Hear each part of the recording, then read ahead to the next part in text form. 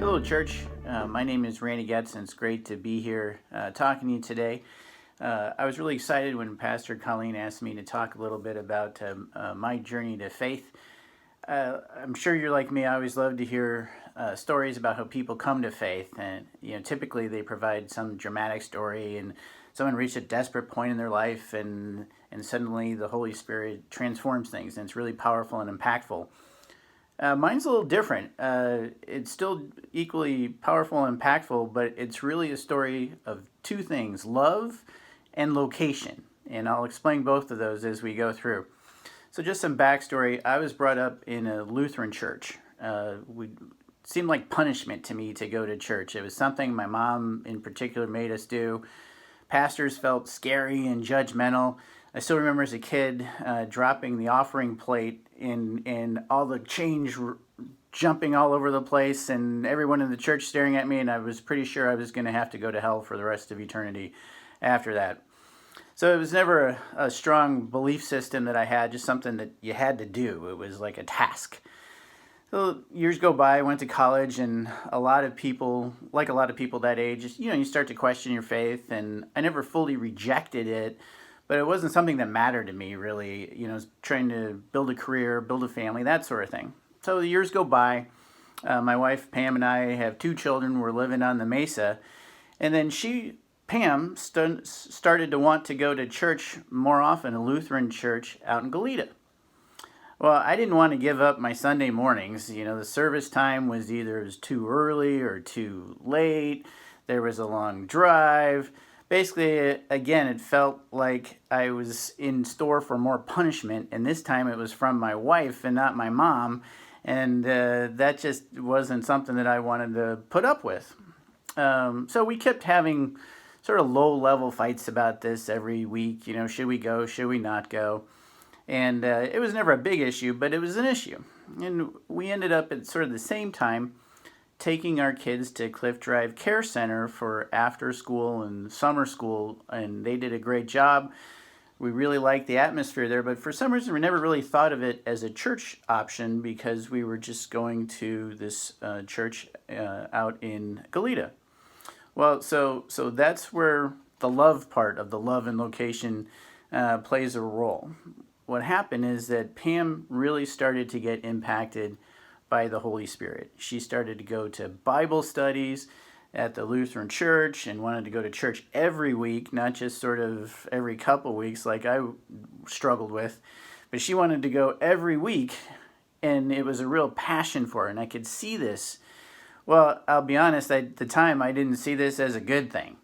Suddenly there was a problem in our marriage where it was like, oh my goodness, she's trying to make this a bigger deal as opposed to sort of low-level fights that we had been having.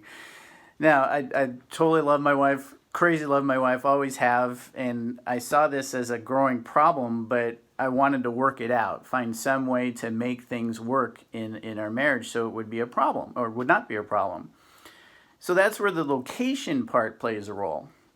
So I suggested that, hey, we were taking the kids to Cliff Drive Care Center, this nice Free Methodist church on the Mesa, and why don't we try that? They had a 9:30 service that seemed convenient for me. It was nice and close, so I wouldn't have to be driving all the way out to Goleta, and it was sort of a way that I thought, okay, I can get her off my back with as little amount of time commitment as possible. So I thought this was a great solution and thought she'd be excited about it. Well, instead, she was upset. So she was committed to this church, understandably, in Goleta. Loved the pastor there, and they were working for her. She didn't want me to just go to any church. She wanted to go to that specific church. So she spent a few weeks sort of complaining about that and kept praying about how can we as a couple be together with faith and how does that work. And then she'll tell you that one day she heard from the Lord and he said, I gave you what you want. And that was really powerful for her, very impactful, because she had just been tied into this one specific aspect of her prayer. And instead what she learned from that message from God was that to look beyond that there was an answer here. She just wasn't seeing it.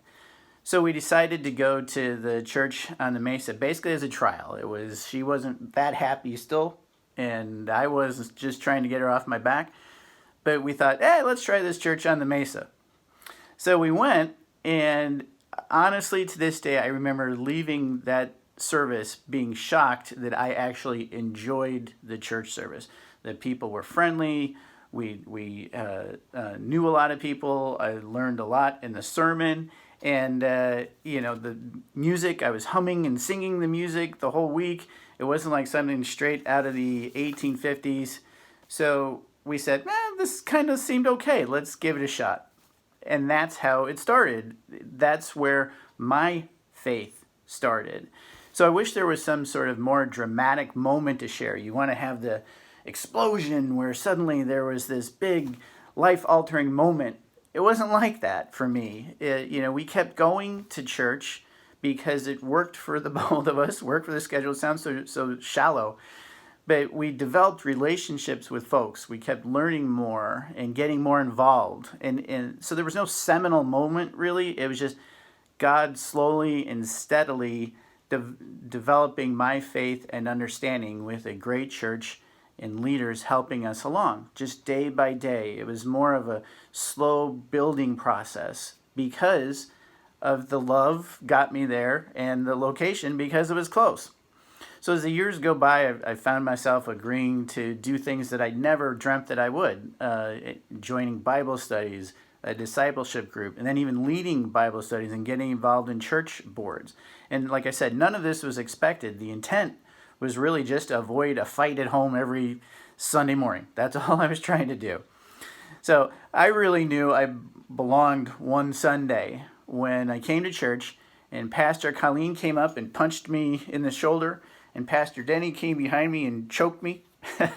And for me, what that told me was that they knew me. They knew that I was affectionate and that they had affection for me and that they could be playful. And that mattered to me then, and it matters to me now. So I don't encourage people to go around punching others at church or certainly choking them, but it showed that those two pastors really knew me and we had developed a personal relationship.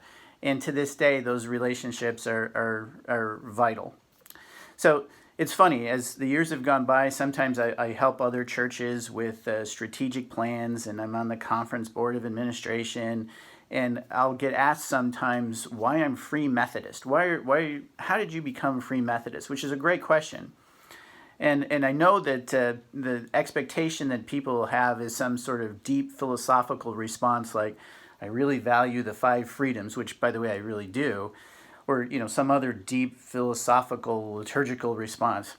And they always look very disappointed when I tell them, well, I love my wife and the church was nearby. But that's really what it came down to. And so it just goes to show you that the Lord works through people in very different ways for different folks. But it still has such an impactful message for all folks that no matter how you get there, you get there. And there's always opportunities for love, location, or many other different ways for people to hear the message from the Lord. So thank you for your time. Hopefully this gives you some thoughts as to how you can bring others to faith by just keep giving them opportunities and allowing them to work their way with the Holy Spirit. Thank you for your time, and God bless all of you. This has been Wednesday Word with the Free Methodist Church of Santa Barbara. We hope you will join us for worship this week. We will be gathering live under the tent at 9:30 a.m. and we'll be live streaming the service online at 9:30 a.m. as well. We hope to see you there.